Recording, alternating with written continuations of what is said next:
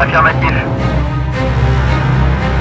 Belle-Île est normalement alimentée par 3 câbles pour assurer le niveau de sécurisation nécessaire.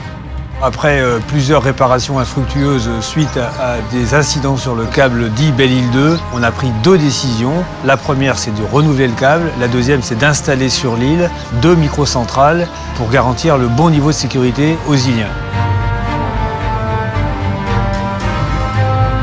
C'est un projet de grande ampleur. Il a fallu se remettre en question sur pas mal de sujets techniques. Un dossier d'ampleur de par la technique de réalisation du câble, son dimensionnement et des moyens mis en œuvre à sa pose par le navire câblier.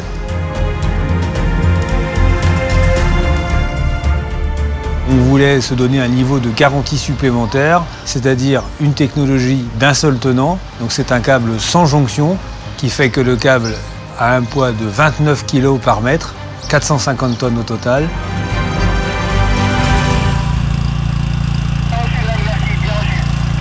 Les particularités de ce câble est qu'il est composé d'un seul tenant sur 15 km.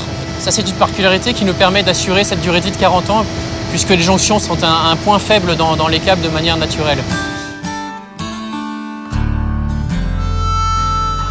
Nous avons eu des contacts avec le Conseil général du Morbihan qui nous a demandé s'il était possible d'intégrer au projet la mise en œuvre de fibres optiques pour déployer le plan très haut débit en Bretagne.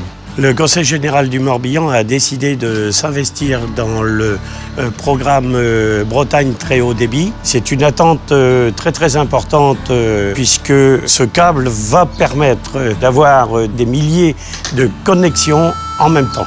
La volonté, c'est l'équité sur l'ensemble du territoire.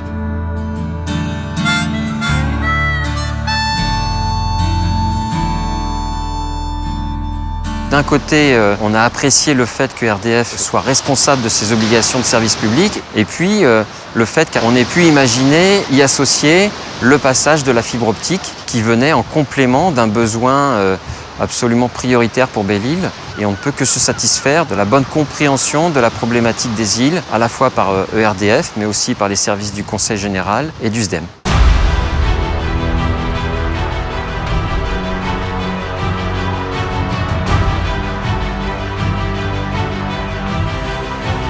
Nous voyons ici les 3 phases HTA, les 3 câbles unipolaires en cuivre. Le cuivre est privilégié pour lester le câble et pour limiter la corrosion. Et ici, donc les 48 brins de fibre optique entourés d'une gaine en cuivre et entourés d'une armature en acier pour éviter toute contrainte mécanique. Et puis le tout est serti par une double armure en acier qui nous a permis du coup d'éviter d'utiliser du plomb qui était utilisé dans le passé.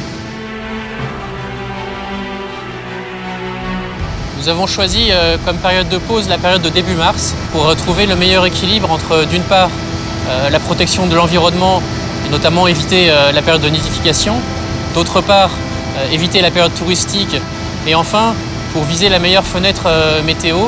La météo est très bonne et normalement Louis Dreyfus devrait finir les opérations de pause en 3 jours.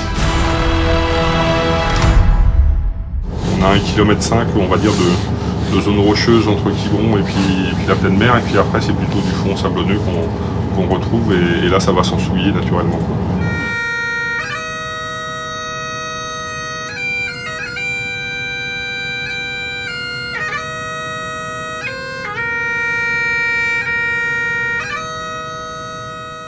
Une des contraintes sur le projet, c'était de limiter notre impact environnemental. Et du coup, on a concilié des travaux de dépose de l'ancien câble.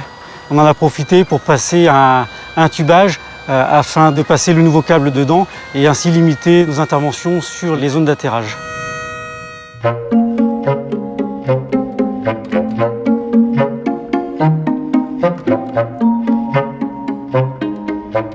Les 2 câbles arrivent dans le poste de distribution et de là, donc on sépare avec la fibre optique qui s'en va dans une chambre et le câble électrique qui s'arrête dans le poste sur un jeu de cellules HTA.